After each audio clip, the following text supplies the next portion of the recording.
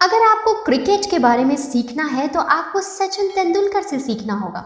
अगर आप सफल बिजनेसमैन बनना चाहते हैं तो अंबानी या अडानी से सीखना होगा।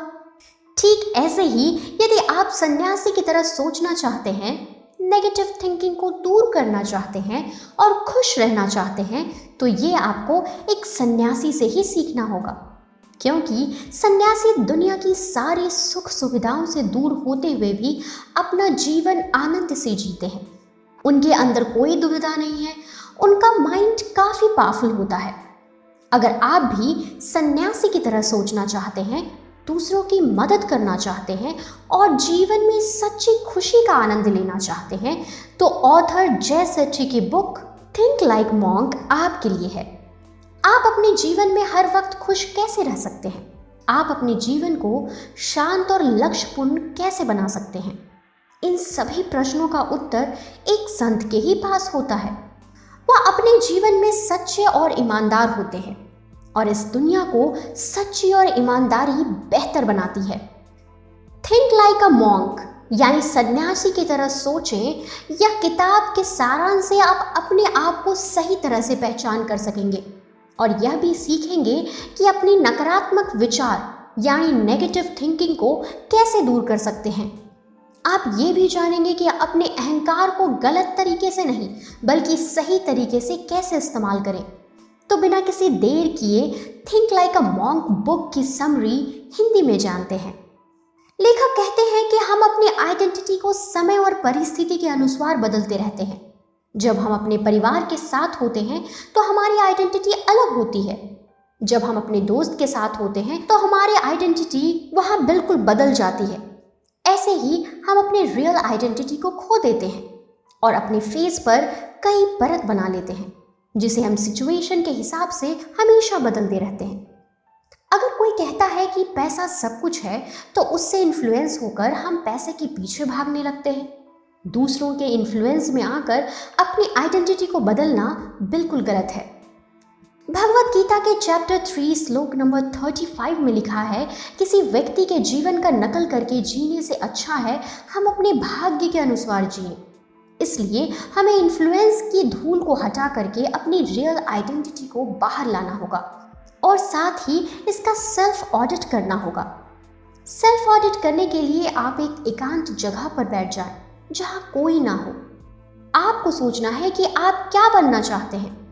क्या आप जिन लोगों के साथ रह रहे हैं उसके साथ रहकर आप जैसा बनना चाहते हैं वैसा बन सकते हैं? जब आप एकांत में सेल्फ ऑडिट करते हैं तो इससे आप दूसरे के इन्फ्लुएंस की लगी धूल को हटाकर आप अपने आत्मा की आवाज़ सुनते हैं और यह प्रक्रिया आपको जैसा बनना चाहते हैं वैसा बनने में मदद करती है। जब आप अपने घर से बाहर निकलते हैं तो आपको अपने लाइफ में बहुत सारे नेगेटिव लोग मिलते हैं। इसमें से कुछ लोग ऐसे होते हैं जो हमेशा कंप्लेन करते रहते हैं, अपनी गलतियों को लेकर सिर्फ दूसरे को ही जिम्मेदार ठहराते हैं। ऐसे में आपका इन सभी लोगों से दूर रहना पॉसिबल तो नहीं है। फिर भी आपको नेगेटिविटी से दूर रहने के लिए ये 3 स्टेप फॉलो करने चाहिए। पहला स्टेप है 25:75 थियरी। आपके जीवन में जितने भी नकारात्मक व्यक्ति हैं, उससे 3 गुना ज्यादा प्रेरणा देने वाले लोगों को अपने जीवन में रखें। आप अपना 75% समय उन लोगों के साथ बिताएं जो आपको नीचे गिराने के बजाय ऊपर उठाना चाहते हैं। दूसरा स्टेप, अलोकेट टाइम।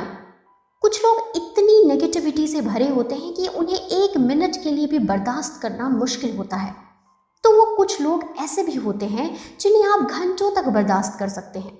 ऐसे में आप विचार करें कि आप किस व्यक्ति को कितना समय देना चाहते हैं। तीसरा स्टेप, डोंट बी सेवियर। एक कहावत है कि किसी दूसरे के मुंह के दांत को ना गिनो।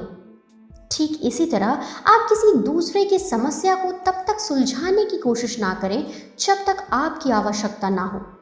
अगर आपके पास उस व्यक्ति की सहायता करने की क्षमता हो तभी ऐसा करें। इसके अलावा हमारे अंदर भी नेगेटिविटी होती है। इस नेगेटिविटी से बचने के लिए ऑथर 3 टेक्निक को यूज करने के लिए कहते हैं। पहला टेक्निक है स्पॉट।